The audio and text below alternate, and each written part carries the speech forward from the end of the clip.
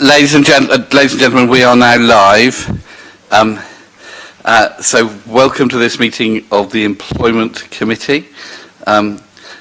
Usual things, there is no video, it's only audio today, so we're back into the era of the wireless. And I'm told that the engineers are coming to see if they can reconnect video tomorrow for the joy and fun that is the council meeting next week.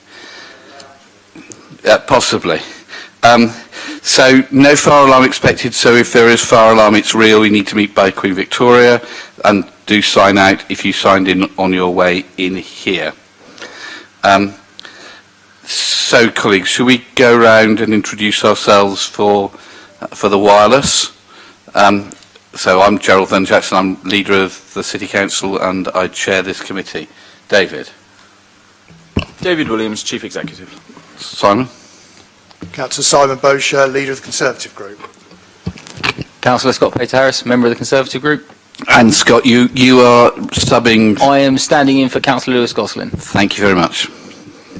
Councillor Darren Sanders, member of the Liberal Democrat Group. Cal Corkery, Councillor for Charles Dickens Ward and Labour Rep on the Employment Committee. Jeanette? Councillor Jeanette Smith for PPP Independent, sitting on this committee. Thank you very much indeed. So James? James Harris, Senior Local Democracy Officer. Thank you. Thank you. Alison Forfar, Assistant Director of HR. Tasha Edmonds, Director of Corporate Services. Sue Page, Finance Manager. So you're very quiet today. Sue Page, Finance Manager. That's good. We have to have it for the record. Because if you're telling us off, we need to know who's telling us off. Okay, folks, welcome. Let's quickly run through the agenda. We've already had Lewis's apologies and Scott is subbing for him. Colleagues, any declarations of interest that we need to record? Jeanette? Yeah, my normal one, which is a personal non-prejudicial interest in all items as a paid official of Unison. Thank you. Cal? Yep, similar personal interest in that I'm employed by and a member of a trade union. Okay. Anything else? Nope. Okay. Minutes of the meeting of the 23rd of November and the 20th of January. Colleagues, are you happy with those minutes? I don't have anybody saying no, but I don't have anybody saying yes either. Yes, happy with minutes. Lovely. Thank you very much indeed. Everybody happy with that? Good. Okay. Moving on then. Health and safety update. Linda. You're going to need to be a bit louder. I'm old and deaf. The committee.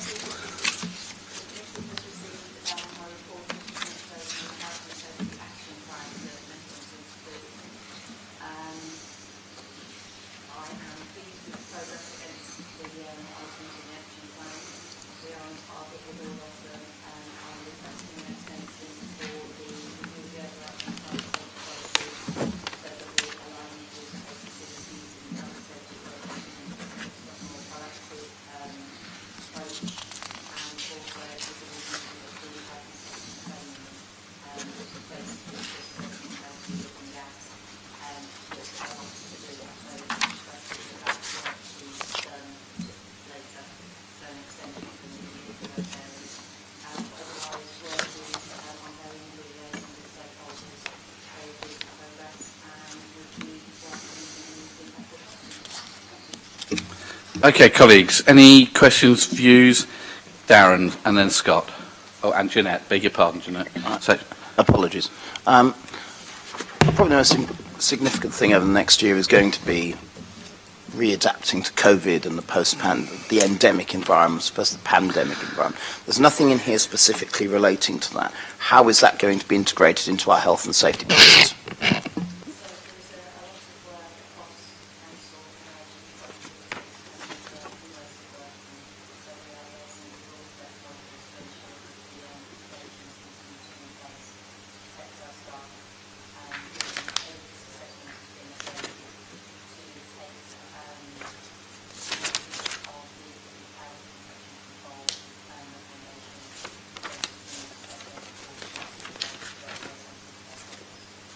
Thank you. And finally, Gerald, I'd suggest to colleagues that an update on that comes back here at some stage over the next 12 months, but I'll go with whatever colleagues want on that. Okay, thanks. Scott? And it's quite a similar point that Councillor Sanders has made about an update, because I've just noticed on points 2 and point 7 in the actual Appendix 1 that there has been some slippage in terms of target dates have been moved. So now target date is the 31st of the 3rd, which is for everything. And obviously it's 4 people in the team, obviously that are full-time, so it's quite a significant amount of work to actually be achieved by that date. I mean, are you anticipating any slippage in those dates again?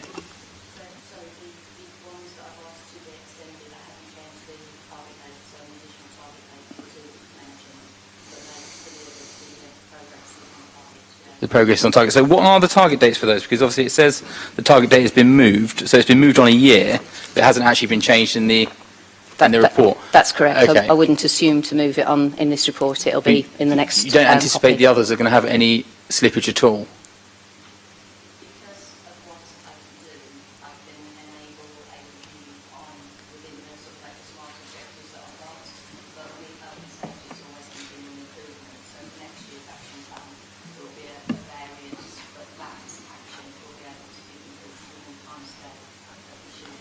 Okay, I don't know if it's up to you, Chair, but I think it would be reasonable to potentially look at this again in 6 months. Yeah, because there has been some slippage already, and I think just to keep on top of it, because it's obviously about the safety of our staff as well.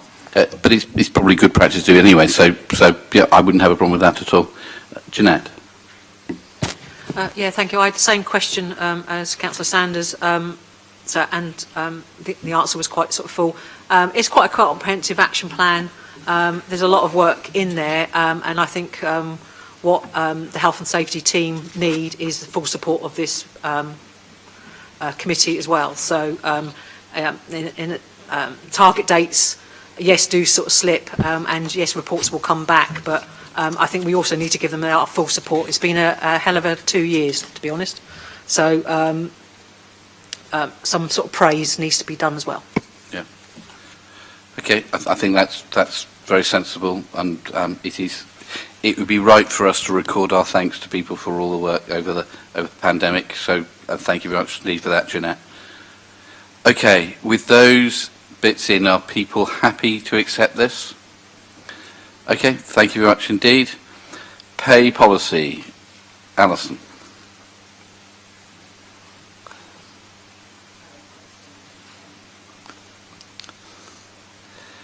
So you'll need to put your mic on. Otherwise, those of us who are old and deaf weren't here. Good afternoon. I'd like to, the committee has received the report. And Alison, I'm sorry, can you talk to your mic? Otherwise, I'm really sorry to be difficult. Pardon? Yeah. Okay, I can cover this one. Okay, Is my mic thanks, working? Is that better? Yeah. Okay. Otherwise, I was going to have to ask for semaphore. I can do that too. But we're not on camera, so it won't work. So this is the annual pay policy statement that we are required to publish every year. This sets out the pay policy for the council in relation to remuneration of its staff, and in particular the pay differentials between its most senior, the highest paid staff and the lowest paid staff. The details are set out in the statement. We are required to publish this, so the committee are asked to approve the pay policy statement for referral on for approval by full council at the March meeting. So, Natasha, my question was, and I'm sorry I couldn't spot it, there used to be something that said the difference between the lowest and highest, and whether that had got wider or narrower over the year. And I couldn't see that in this year's report. And it probably is because it's there and I didn't notice it. But it was a useful thing in these previous ones. Do you know if it's there and I've not spotted it, or is it just dropped out? It's section 3 of the pay policy statement, which is the appendix. That's page 25. Yep, no, so... 3.5, Gerald. 3 point... Oh, all right. I've only got section 3. All right, well, what's it say, Natasha, for me again not being able to spot it? So the relationship, the pay rate, the ratio between the highest and the Yeah. lowest, the current ratio is 1 to 8.45. Oh, yeah, okay, so I found that. Yeah. And has that got closer or worse? I'll have to come back to you on that. I'm not sure how that compares to last year, but I can come back to you on that separately. Would you mind? Because it would be useful to know if being a real living wage employer has made a difference. Okay. Anybody else on this one? Jeanette? Yeah, just a quick question really. How does this report relate to the gender pay gap report? Or does it? It doesn't. So this just sets out the policy position for the council. The gender pay gap report looks specifically at the differentials between male and female pay. Okay. Cal? Thank you. Do we have any information about how the pay differential at Portsmouth City Council compares to other comparable local authorities?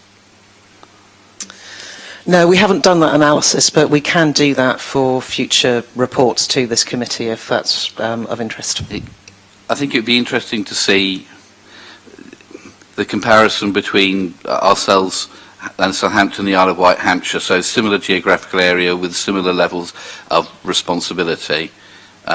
Comparing it with a district is quite difficult because they're much, much smaller than us and very different responsibilities. But would that be all right to compare us to the local upper tier authorities? Yeah, I think so. Thank you. Yeah, Okay. we do have a set of comparator local authorities that we do use because they are unitary, they're similar size, deliver a similar range of services to us. So I think Brighton and Hove is one, for example. But it's so from memory that includes places like Stoke-on-Trent, or Stoke-on-Trent, sorry, which is useful as a comparator authority, but is in a very different part of the country with very different pay pressures on. And I think there is a use, because we know, for instance, in social services, Hampshire are our big competitor for staffing, that we look at some of the local ones who may not be unitaries but have a similar level of responsibilities. Okay. Just on that point, Councillor Van Jacks, I think you make a good point about, obviously you made the point about social services, Hampshire being our main competitor. I think in other sectors we have different competitors for different councils. So I think looking at it in that perspective is probably the right way to go in terms of, like, I talk from my professional background, I have different competitors in different parts of the industry. So I think to have a comparable data standpoint from saying, for example, social services and then say planning, for an example, are two different functions from a pay pressure. So I think if you were to go down that angle of looking at it in that perspective, I think we'd actually get more solid data and actually we'd be able to look at it probably a bit more objectively than we currently are. Scott, I'm not sure we'll be able to break it down into compare, because we do it across the whole council, so breaking it down into the people in planning, but we'll see what we can do. I just think it would give us a bit more meat on the bone, should we say, Gerald? Yeah. Okay, thanks. Okay, any other questions, comments, thoughts, colleagues? No, thank you very much indeed. Moving on to quarterly sickness absence. Natasha, it's Alison, hello. Thank you. Can you all hear me now? Yes, but you'll need to speak at your microphone. Thank you. So, presented to the committee the quarterly sickness stats. And the summary of that is there is an overall average of increase per person from 9.03% to 11.11%. We've got an increase in the long-term sickness, and that increase is from 6.04% to 6.20%. And in the short-term average sickness days per person, it's increased 1.7 to 2.16. Having said that, there are 3 areas within the council that have actually been reporting a decrease in sickness, and it's quite interesting that corporate services is one of those, and I think the reasons of being able to work flexibly has had a impact to the right in a positive way. So moving on a little bit, I thought it would be quite interesting for you to have an understanding of the top three: mental health, stress, anxiety and depression, coronavirus, and musculoskeletal, which is obviously the back and lower limb. So in terms of actions and remedies moving forward, the Council has invested a lot of time in terms of circulating support for mental health and well-being. We have a numerous of learning and development online skills. We've got managers' toolkits to help work with staff as well. And the Pulse staff survey is really good, rich intelligence on how we can support our staff furthermore. There is feedback to say that staff are anxious coming back into the organisation. The committee has already acknowledged that we need to ensure that we give them the toolkit to have the confidence for that. So I mentioned very briefly what we are actually doing to address some of the staff absence. So we were not surprised by the Pulse survey results. It's been a difficult 2 years to say the least, and it's been tricky for people working from a home environment, and also the feel of additional workload pressures. Directors have been tasked with developing action plans by way of addressing staff report. We've got a continuation of the offer of flu vaccination programmes. It just ended February 22.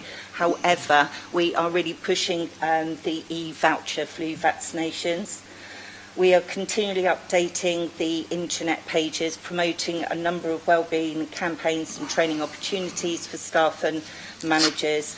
And we are working proactively and positively in partnerships with unions and health and safety team, and providing flowcharts and risk assessments to be able to drive forward a positive environment for our staff. So the task obviously improves sickness absence. How are we doing it? I've mentioned the various methodologies.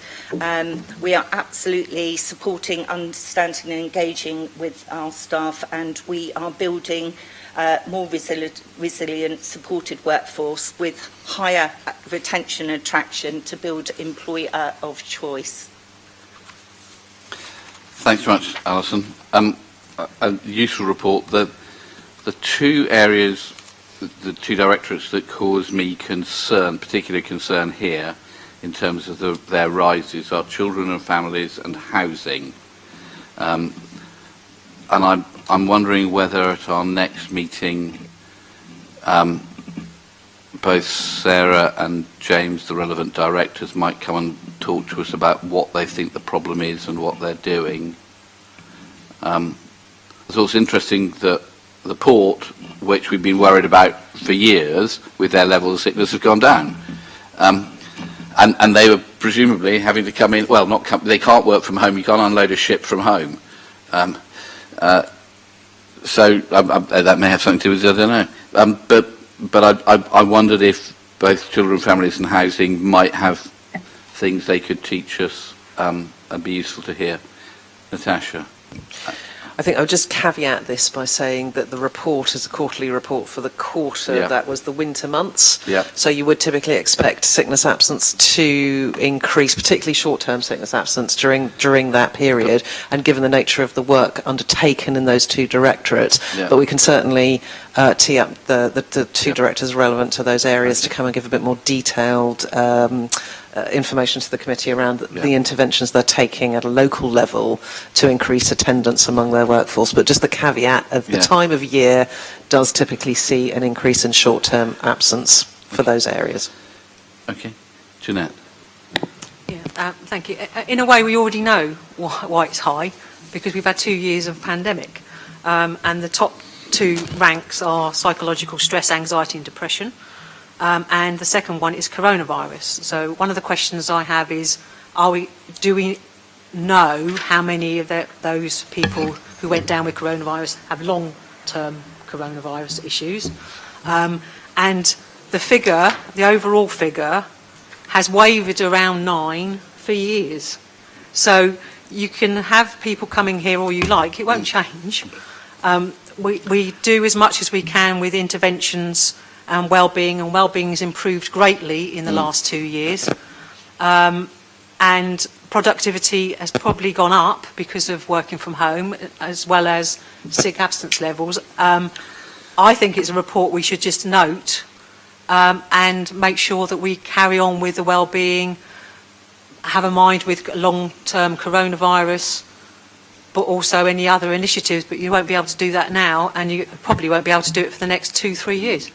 Okay, thanks very much. Simon. Thanks, Gerald.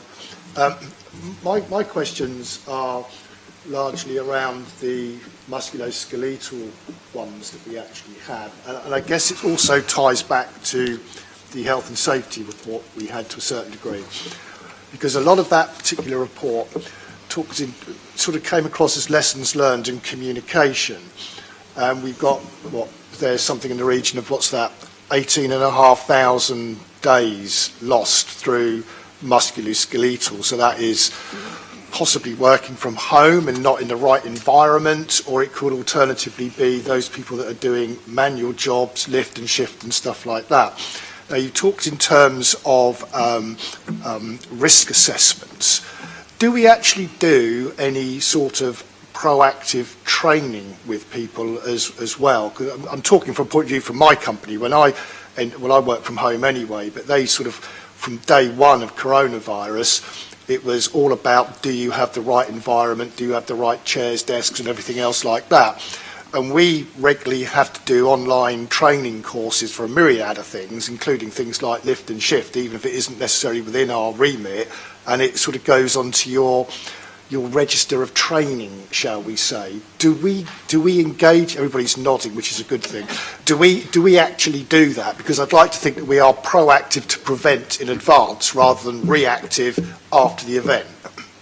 So we have a range of things that we do. So we have a mandatory health and safety training that staff are required to take, repeat once every 3 years.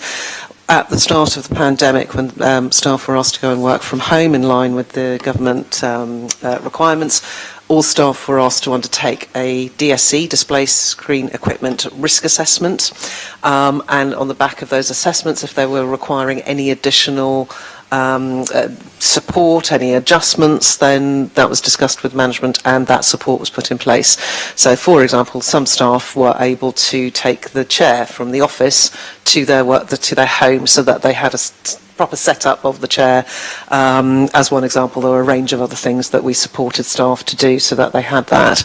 We're also now, because of the results on the stress and depression and anxiety, looking at a proactive risk assessment around stress and anxiety.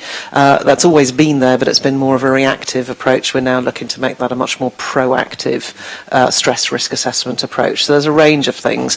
And in addition to the mandatory health and safety training, there's a range of other health and safety training courses available for staff. And in particular service areas, we've got specialist back care advice and training, particularly for those that are undertaking jobs that involve moving and handling. Thanks, that's pretty comprehensive, and that was what I was looking for in all honesty. I have a moot point, Gerald, and it's largely to do with Appendix 1 in the table. And again, it sort of goes back to what we were talking about from the pay policy report.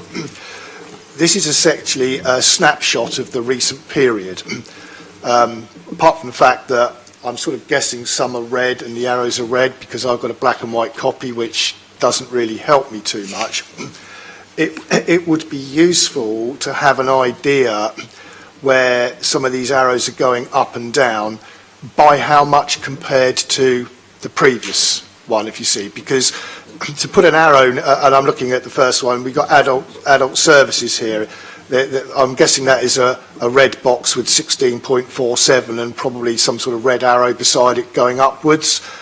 Now, has that gone up from 16.46 or has it gone up from 2, you know, to have an idea of where that goes going forward, at least would be useful, so it would give us Simon, a good the benchmark. last column at the end is your comparator. Yeah, So it's gone up from 15.98 yeah, okay. to 16.47. I think, is that correct, Natasha?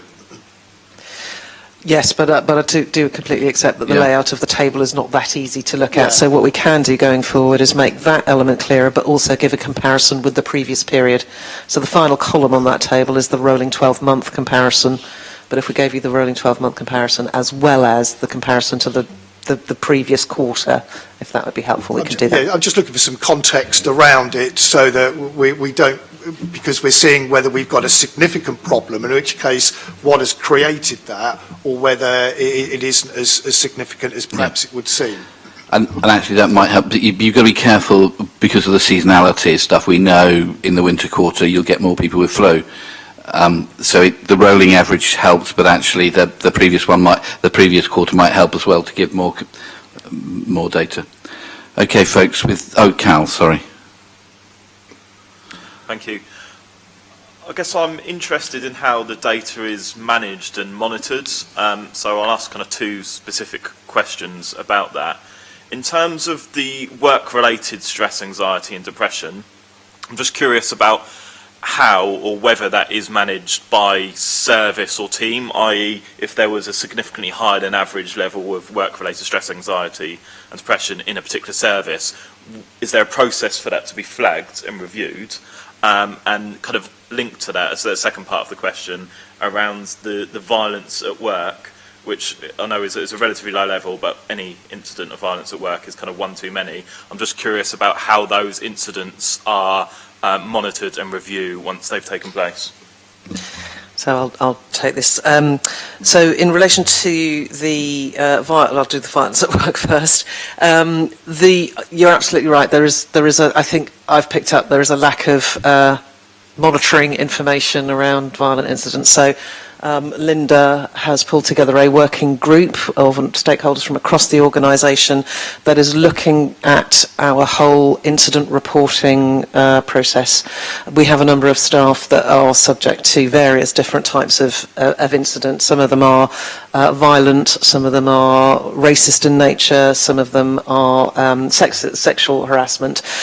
There isn't a high degree of knowledge or understanding or awareness in the organisation amongst staff around how they can report these incidents. So we are looking at how we can improve the reporting, the training and the entire process around violent incidents to understand that better. We do have a number of staff out and about, for example, subject to abuse from members of the public, but we also have incidents that we need to report in schools, for example. So we're looking at all of that to look at what improvements can be made there. And then, very sorry, I've forgotten the first question.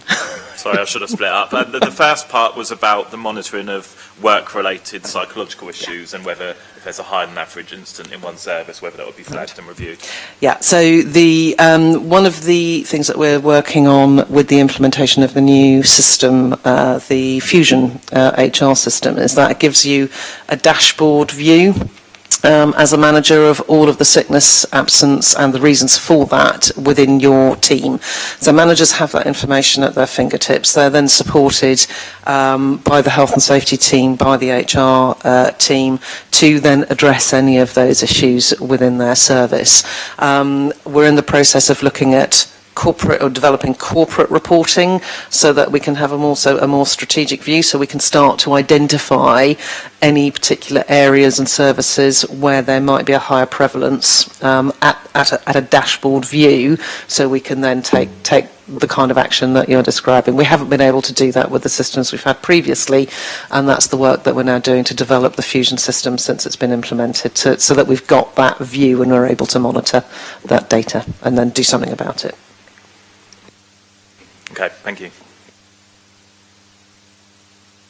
Simon? I just got one simple question, and I think I probably know the answer to this. In your Appendix 2, you've got two columns, you've got two there, you've got coronavirus listed, you've also got long COVID. am I right in assuming that the long COVID numbers, which is 188, is in addition to the coronavirus ones, or is it within that 4,500? It's in addition. Okay, Scott? It's just on the Appendix 1 and Appendix 2, and I think they're very good data sets, and I was quite keen to hear what you said about Fusion, about being able to take the data and use it. For the benefit of this committee, I think it would be quite good to be able to see like a top-line approach to see, because we have Appendix 2 tells us what are the issues that are facing staff, whereas if you could factor that in with Appendix 1, it could tell us which directorate and when, obviously, so you could actually have a real data, so we could have a top line, because then we can see a pattern and it could obviously fit a narrative for how the organisation is functioning. I think that would just be an idea that I would like. And just to go on to a point that the leader made earlier about the two directorates, housing, I think housing is significant. I think you're right about that, Councillor Van Jackson. The only thing I would say, it has got the highest headcount, so it's always going to be around the top of the table, in effect, and I'm almost backing up my colleague next to me here, as it is his portfolio. But I think I also picked out adult services as well, as an increase. I think it might be an idea to bring Andy along to understand that, because they have significant challenges within that function as well. Yeah. So I don't know if you'd like to add that one as well. Okay. Darren? Thanks, Gerald. I don't mind both services coming along, and I think it will actually help unpick some of the points that Cal was mentioning earlier on, because I expect there to be different levels of sickness absence within different bits of each directorate. And some of that may be seasonal, it may be in the housing and neighbourhoods and buildings directorate, people are working out of the office, it may be amongst certain types of people within children's. I think that will actually help us understand firstly what's going on, but also secondly understand what potential measures can be taken, because they might be different for different areas. So I think I'm happy with that, partly because it reflects what Cal is saying about trying to delve a bit deeper into it, rather than it be a kangaroo court, which it may have been before. I hope not. Okay, folks, are we happy with this then? Okay, thank you very much indeed for that report. Then we move on to the gender pay gap. Alison, this is yourself again. Thanks, Gerald. So the committee was provided with a report 2122 detailing the analysis on where Portsmouth City Council fits with the gender pay gap reporting categories. On a position to note, in comparison 2019, and this is taken into consideration full and part-time workers, we were running at 15.5%. The reporting 2020, it has significantly gone down to 9.21%. Whilst that isn't perfect, it's definitely demonstrating that we are in the correct downward trajectory. And another point to note, the national UK average for the period 2020 is running at the 15.5%, which was where we were in 2019. So there's been great work that the council has managed to achieve in addressing that. But like I said, we've still got plenty to do.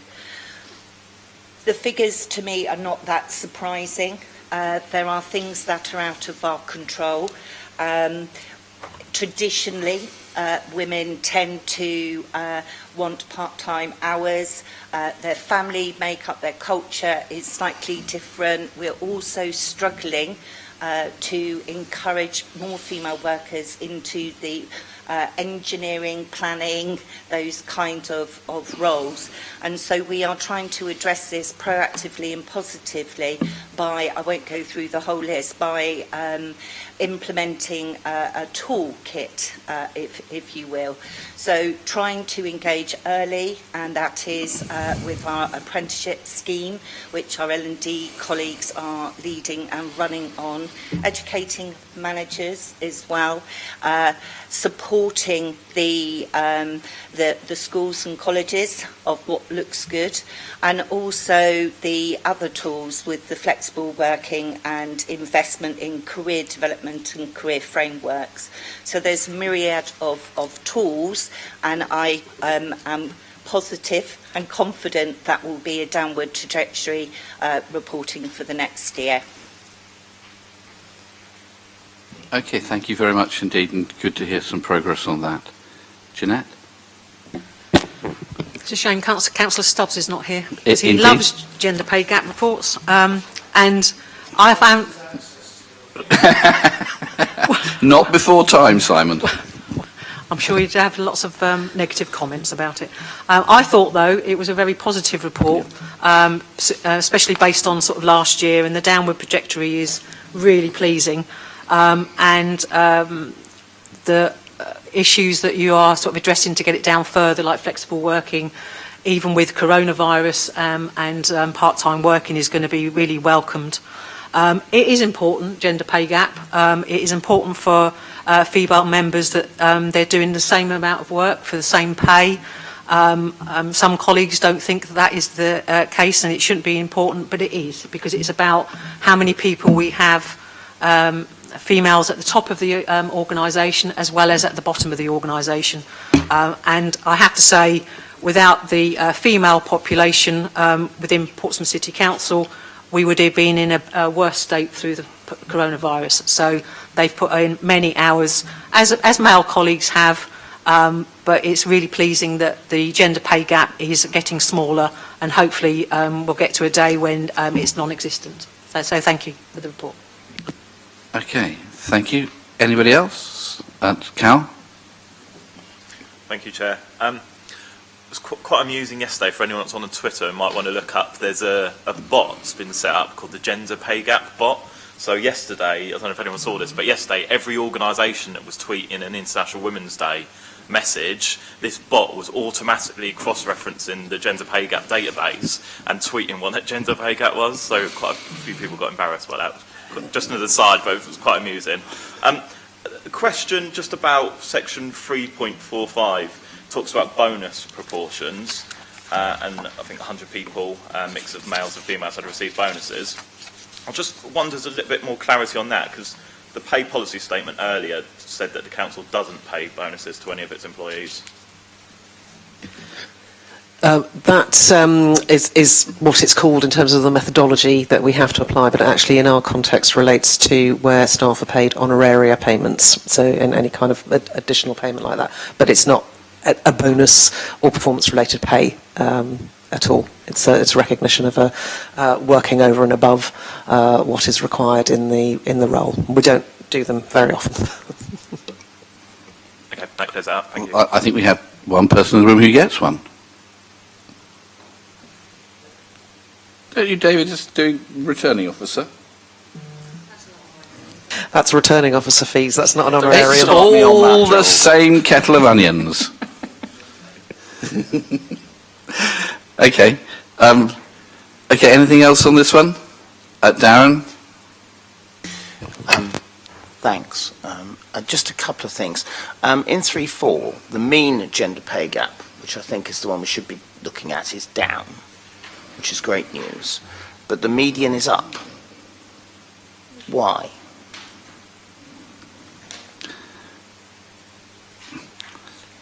Now, I can't remember what the difference between a mean and a median is. Median and the median. I assume it's because of the bias towards lower paid employees. Have I got that wrong? Yes, it's because we've got a higher number of female staff in lower paid roles. Yeah, that's helpful, because I think Jeanette's right. It's great that it's actually being reduced, and it's great that we've got committee members who understand that as opposed to not understanding that.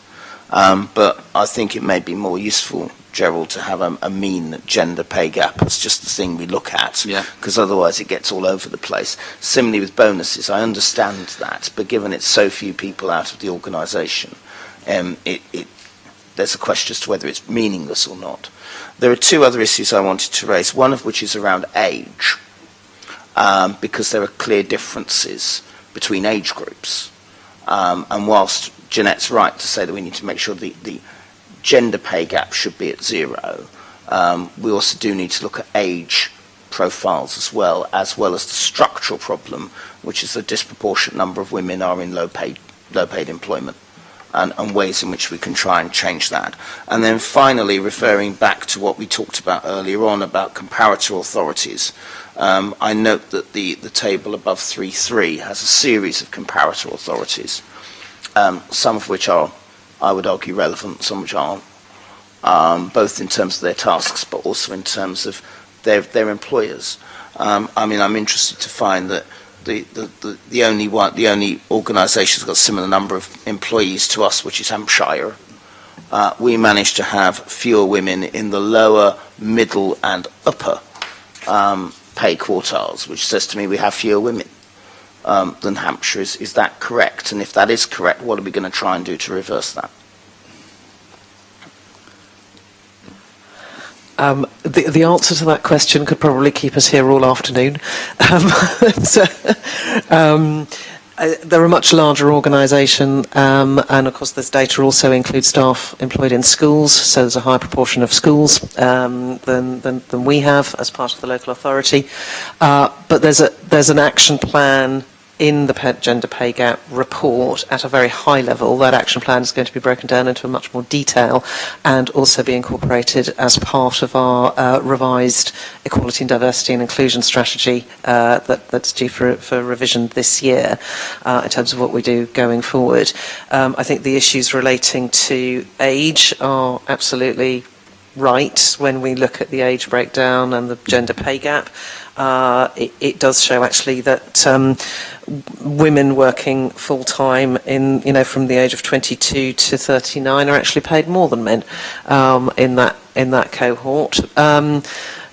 But if you compare that then with the part-time position, it is very, very different. So there's a number of different things that are going on here that warrant further investigation, which is why part of the action plan is around doing more in terms of data analysis and insight to understand what's really going on at different levels in different groups, and referring to the points made earlier, also different sectors. So, different sectors will attract more women, other sectors will attract more men in terms of their employment. So there's an awful lot of work that's needed to be done to address some of this going forward. So that work is all underway. In terms of your points around mean, median, bonus, etc., we don't have a lot of choice in terms of what we have to publish, because that's set out in statute around what we have to report. But certainly what we can provide to the committee, we can simplify in terms of the committee report, as long as the published gender pay gap report meets the requirements of the statutory definitions. Okay, I'm sure that satisfied Councillor Sanders. Okay, anything else? Nope. Okay, thanks very much indeed, colleagues. Let's move on to senior management structure regeneration. David.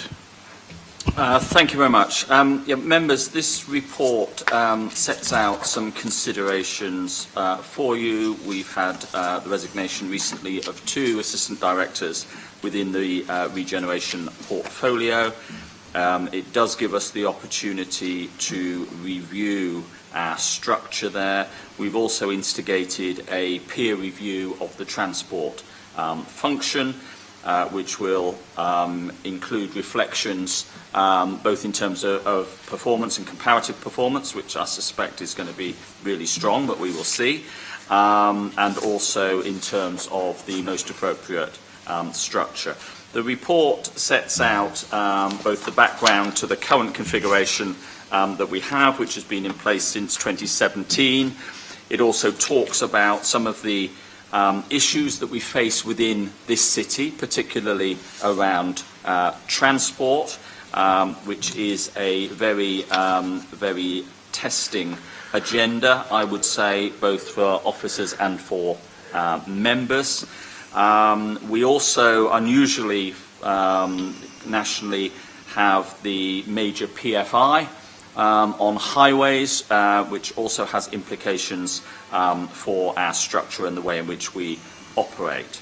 So the report before you really is to commence the process of that review. We have statutory obligations around the way in which we conduct that review in terms of consultation and engagement with staff, consideration of options, and so forth. We will want to do that as expediently as we possibly can, because whenever we have an issue around review of officer structure, particularly senior officer structure. It does cause uncertainty and anxiety within the staff, so this is something that we will want to do as quickly as we possibly can whilst fulfilling our consultation objectives and wishes. So the recommendations to you are to agree to the review, including looking at the peer review that we've put in transit, and we would ordinarily bring back to you for your consideration some recommendations for your deliberation, and we do then need to consider whether or not we want to change the structure, and if we do, to what. And because if there is any change to the structure at director level, that is the purview of this committee, and ordinarily we would then establish a subcommittee to deal with that appointment. So that is the background to the paper. Whilst I've got the microphone open, I'd also like to take the opportunity to express thanks both to Natasha and to Pam for the work that they have done with us, and wish them all the very best in the next steps in their careers. Thank you. Thanks, David. So my understanding is this is looking to do a consultation, not to make a decision. Once the consultation had taken place, that would come back here, and then we decide what we're going to do. Is that right, David? We need to determine what it is we're going to consult on. Okay. Yeah, so the staff, we can't just have an entirely open consultation. We will need to give the staff, and we could do that by way of options. And you know, when it comes back here, it's perfectly open to members, having considered the representations, to determine a hybrid option. That's fine, as long as we can, you know, justify those steps. But we do need to put together something upon which to consult. Thank you. Okay, that's helpful. I think I would be interested in making sure that we do consult about the possibility of having a director of transport. I just think it is, in a city like this, it is transport is such a big issue for in the city. Having somebody do that piece of work as a director, I think, is important. But I'm very happy to listen to what everybody else has said. So I think we've got almost everybody wants to start. So we start with Jeanette. So it's just a quick question on 8.1, the Director of Finance's comments. It says on the last line, Council's processes to meet the administration's intention to secure 100,000 net savings from the senior management of the council. Is it envisaged that it's all going to come from this review in this directorate in regeneration, or is there more coming? So I have to say I was slightly bemused by the comment, because I don't know where that comes from. We had one saving within the budget of 51,000, I think, from memory, which was the proportion of one of the assistant directors' posts that was paid for out of revenue, while the rest of the salary was paid for out of capital. And it might be that what Chris is talking about is both the revenue and the capital saving, but there isn't an intention to lose anything else. I think the intention would be to, if we're losing a second assistant director, to pick up that salary and use it for the director. There'll need to be a little bit of a top up, but there is no other post, I think, is expected to disappear. Is that helpful? No, that's clear as mud, Gerald. Sorry. To be honest. That isn't clear. You know, obviously, Chris, as financial director, has put a comment in this report. So you need to sort of look into that. And it's still, my question is, does it all come from the regeneration part of this, or is there a wider senior management review to do this £100,000? Because £100,000 is a lot of money to come from one sort of set of budget. So I think the answer to that is no and no. So it's not there is no intention to do a wider look at senior management, but nor is there the intention of taking £100,000 out of regen. We've taken 51,000, and there is no budget need to take any more. Sorry, Simon. Gerald. Perhaps I'm living up to the Simple Simon moniker, but it actually says that in the report twice, under the Director of Finance's comments, and right under the purpose of the report, 1.3. Process to meet the administration's intention, administration, that's you, to secure £100,000 per annum net saving from the senior management of the council. Now, unless I've completely missed it, what this report is essentially saying is let's take the traffic and transportation bit out of regen, where we've already got a director, and create a new director post, so increasing the senior management, and make a director of traffic and transportation, where we were 3 or 4 years ago, ironically. Now, I know we've lost an excellent officer who's going down to Bath, but even if you said we're not going to replace that person, we are going to be, if you want a director of traffic and transportation, then that position as an assistant director, if you're going to do away with it, would require an enhancement. So unless I'm missing the point, I'm looking at this and saying, from what you've said, that this is actually going to cost more money, and I can't see where this £100,000 worth of savings is going to come from. But it's an administration intention. It's your intention, Gerald. So could you tell the committee where this £100,000 is going to be saved? The only place that it will come from is the deletion of one assistant director post, which has both a capital and a revenue make-up of its funding, which would hit that figure. So there is nobody else in frame. But I presume what Chris has done, and Sue might be able to help. Sorry, you've got 2 assistant directors in traffic and transportation. You've got the one that Pam Turton does, and you've got the one that Martin Lavers covers, the capital sites. You've got a third one, which is the PFI one. Well, you've got the PFI one as well. So you've got 3 there at this moment in time. One of them is leaving on X amount. Now, let's say you don't replace that, but you're going to create another post on more money. Correct. But the other post that has gone was in the regeneration directorate was Natasha's post, which is not being replaced. So that post disappears, and the funding for it is therefore available. Smoke and mirrors to me. Well, no, it's a real. So in the budget that went through in this chamber, there was a significant budget saving from the reduction of an assistant director post.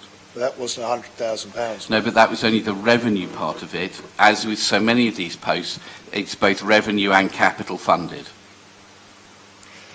The second question, then, I guess, is you have significantly, or you are significantly changing the role of the Director of Transport and Regeneration.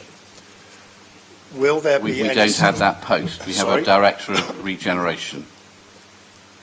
But I'm very loath to mention officers' names here, because it's a bit awkward in that respect. But we have one overarching director on a certain package that is covering both aspects at this moment in time. That person was taken on the basis of that was what the role was. Is that role also going to significantly change, and is there going to need to be, going forward, a reapplication for that particular role, because it's a new job role?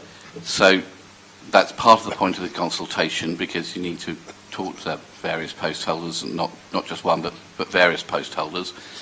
But my expectation is, if we create a Director of Transport role, that a Director of Regeneration role remains, and that post holder remains within that role, because they, and we'd have to look to see the proportion of the job that remains, because there is a set percentage. So if a set percentage of the job is remaining, then people just move straight into role. Scott. Just on the point that Councillor Bosher has just made regarding the change of, effectively, the Director of Regeneration's job is going to change because the transport function is going to be removed from it. So that job is going to change significantly. This council actually, on the 2nd of August in 2017, actually had an extraordinary meeting to appoint the new post to the Director of Regeneration, and I've got the job spec here. Funny enough, I found it. It was in my files, so I don't know where that come from. So that job is significantly changing. Once a job significantly changes, surely it becomes a new post. And once it becomes a new post, that applicant should have to reapply for that job. Or, noting that he's taken a job on a larger salary, shall we say, effectively the council taxpayer is not getting value for money because he's going to be getting paid more for doing less. So I could find your savings for you quite quickly if you wanted me to. And that would be surely because I think that job now is effectively different. It's fundamentally different to what the person who has got it as, and should be reassessed in that manner on a pay scale, or effectively the actual job itself should be just re-evaluated because it is fundamentally different. So if you do go down the route of a Director of Transport, the Director of Regeneration job is different. It is fundamentally changed. You've probably taken, I'd probably say, a good quarter or a third of it away. So why are we paying the chap the same money? We shouldn't be, really, should we? David. And I'm very conscious we're talking about individuals. I do think, members, we are quite fast going down the slippery slope of talking about solutions before we've undertaken the preliminary work. It's not something that we should be prejudging in terms of the outcome. Whatever we bring back to you will have been subject to consultation and engagement both with the unions and the staff.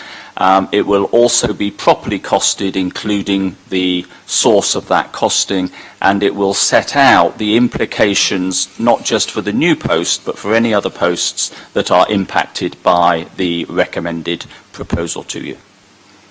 Scott, do you want to carry on, and then we'll get I do, Darren. actually, because, I mean, that's great, David, and I totally get where you're coming from. It's a review process.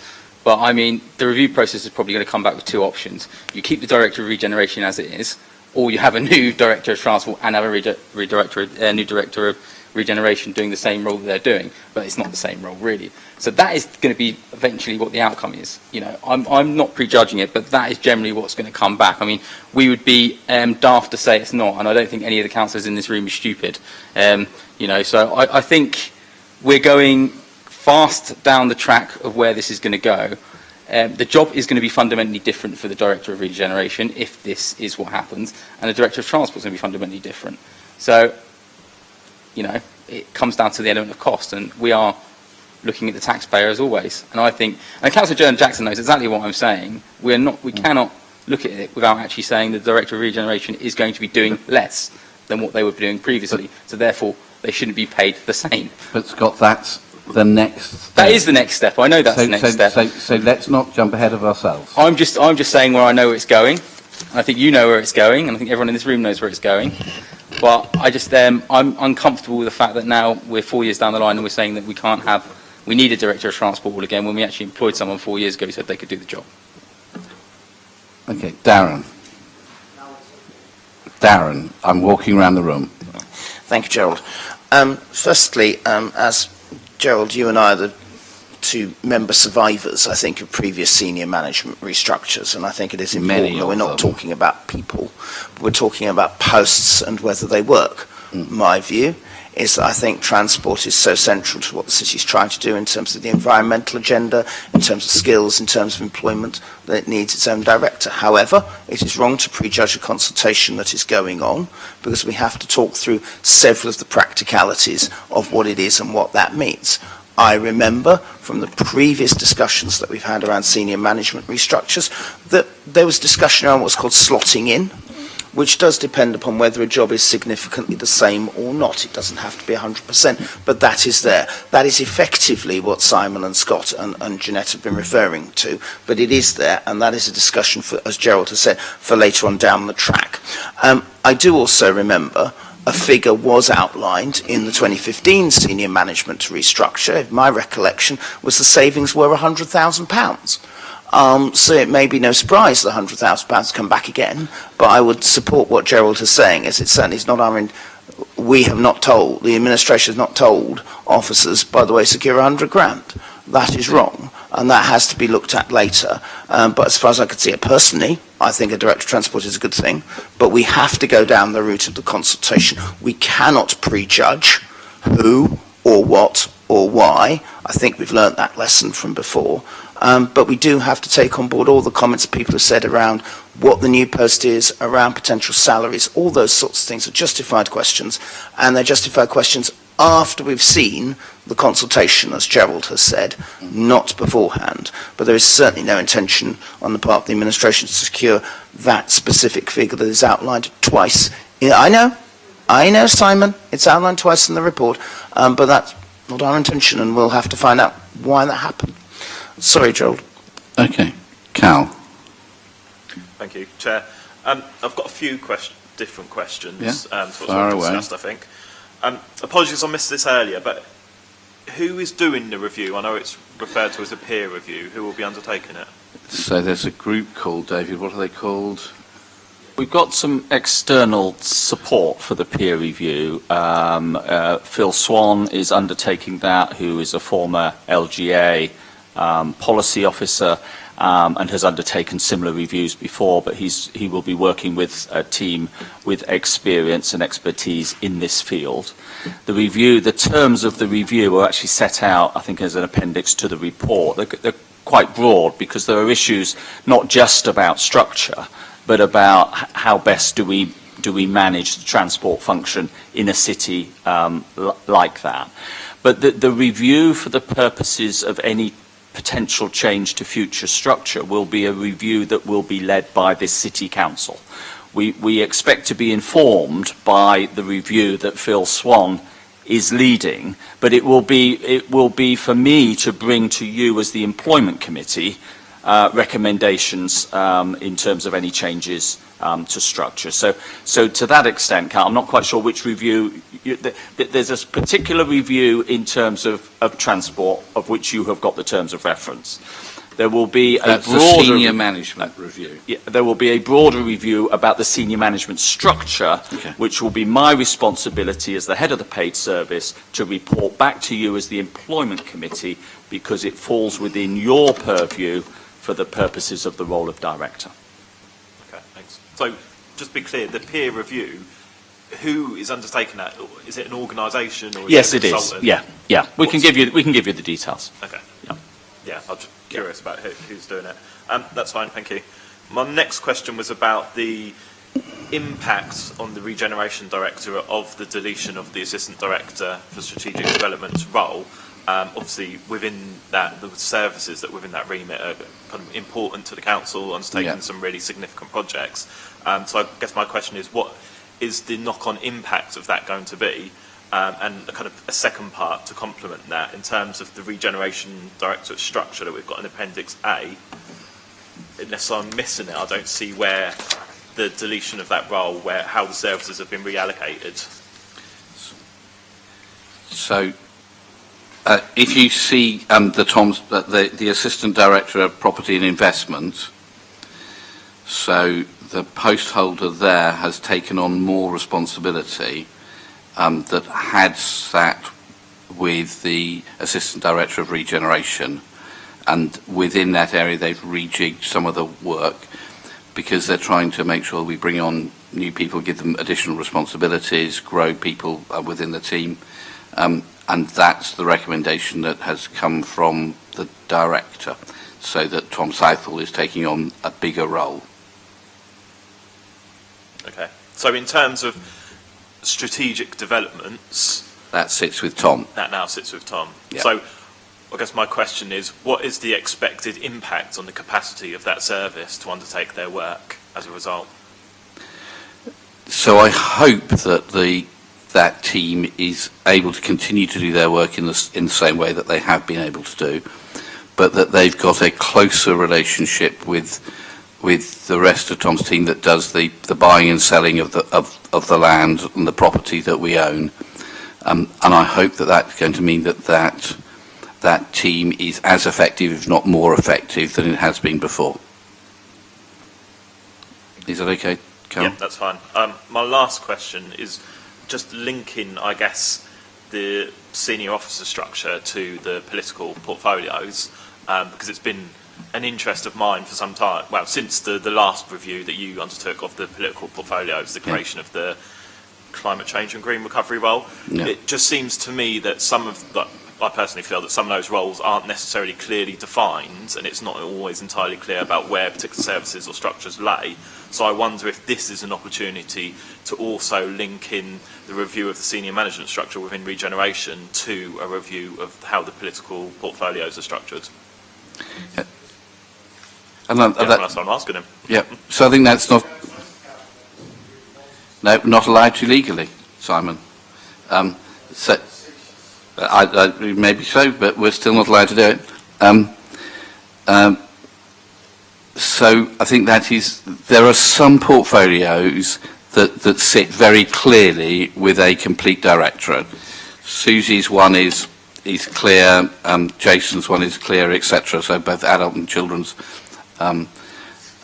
services are clear. Some of the rest of them are much less easily defined, and either they look at part of a portfolio. So, for instance, in housing, Darren looks after less than the housing directorate looks after, because some of it is in the environment, like the rubbish collection stuff is there, which is looked after by somebody else. And in some portfolios you have different bits and pieces. But it is a sensible thing to do to look to see if we can tidy any of that up. Jeanette. Yeah, just one more question. I'm listening to what other people have sort of said. In the review, will it look back at the history of this directorate as well? Because it seems to me that it's an administration's whim how we go about this, because when Donna Jones was leader, she got rid of head of transport. You're now trying to put it back as head of transport. That costs money because there's severance packages and all sorts of things going on. So will there be a rationale in there why we need a director of transport now when we didn't need it before? Although there is an argument that we always did need it, but that's... Yeah, but that's not where we were. No, absolutely. And in times when money is tight, we seem to be throwing away money on severance payments and then bringing them back, and then taking them away again, then bringing them back, and that's not good for the public purse. So is there going to be a rationale in why we actually need this split from the director themselves to somebody who is a director of transport? I will try to give that rationale,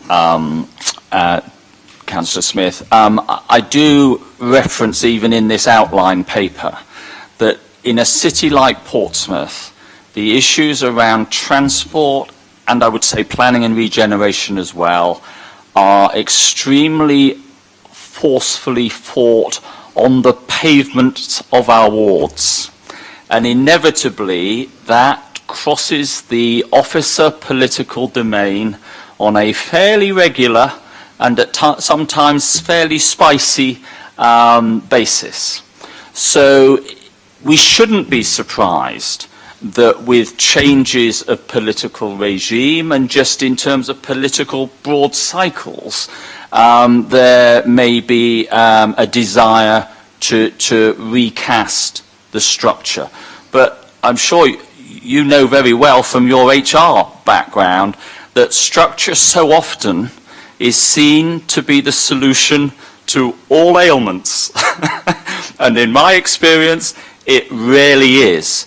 And that is one of the reasons why the terms of the brief to the external review team does include quite a bit about the relationship, the behavioural side of how we manage these services, as well as the structural side. It is inevitable in a three-party, I should say four-party, closely fought arena like Portsmouth City, where most people actually own more linear frontage of vehicle than they do house. Issues around transport accessibility and mobility are so tightly fought, ever more so now when it has such an immediate impact on issues like climate change and public health. So it is a real cauldron of issues, political issues for this city. And Therefore, as Chief Executive, I'm not surprised that every now and again the configuration comes to the fore. And Jeanette, I think you are right. We do go around it. So I think in 2014, the Director of Regeneration's post was abolished, and on the basis it was not necessary. And in 2017, a new Director of Regeneration was then employed. So we do go around these things a bit. Scott. It's just on a couple of points that I think Councillor Corker and Councillor Smith made. I mean, Councillor Corker, you said about the additional pressures on services now that posts have gone. I think it's a very fair point, especially with regard to strategic developments and the historical context that Councillor Smith mentioned earlier about, do we need this post, when have we had it before? And I think context is important, and structure within the senior management team is important. I think you, as the leader of the council and obviously chair of this committee, has an opportunity now to really re-evaluate the regeneration service as a whole, because I think there are elements of that service that aren't performing as well as others. I think I'm not saying anything that anyone doesn't know here. I would just recommend that actually, while give consideration to the creation of a new Director of Transport post, that you actually re-evaluate the service as a whole as part of the review, because I think in that way you might actually get some better answers than you actually were looking for. And I think it would serve a wider purpose to actually do that. Just from what the members have said here today, it's clearly a service that is controversial to us all, as the Chief Executive has outlined. So I think you have an opportunity to re-evaluate the whole service from the Director and Assistant Director level and put it in a much more better structure moving forward. That is what I would do if I was you. But I'm not, and I'm sure you'll probably listen to my advice and disregard it. But I think that would be the way to go if you are going to go and do that today. I would slightly probably change one of the recommendations from, instead of a new Director of Transport, and re-evaluate the regeneration service as a whole. David, if you're having to look at the position of a Director of Transport, you'd need to look across the whole piece, won't you, David? Yes, we will. We will be looking across the whole piece. But the purpose of this committee is to deal with changes at director level, and the change at director level that has been voiced by the administration is that of the creation of a Director of Transport. What I would say, members, is that we're not unusual across the country, but a lot of authorities really are struggling to retain staff, and find good staff in this area. And what I don't want to see is us undermining the confidence of those staff so that we lose even more staff, because undoubtedly this is not an easy city for professional staff in those disciplines to work in, particularly when they get caught in the crossfire of party politics. And I just sense that whilst we're all now desperately keen not to prejudge, we're in danger in this session of exacerbating that. Okay, thank you, David. So we've had a useful discussion. So it is down to us, colleagues, whether we allow the Chief Executive as Head of Paid Service to go and do this review or not. And it's our decision. So I'm happy to propose it, because I think this would be a good and useful thing to do. But it's down to the members of the committee. So, and I think we have to vote on it. So those in favour? Oh, so we have a seconder.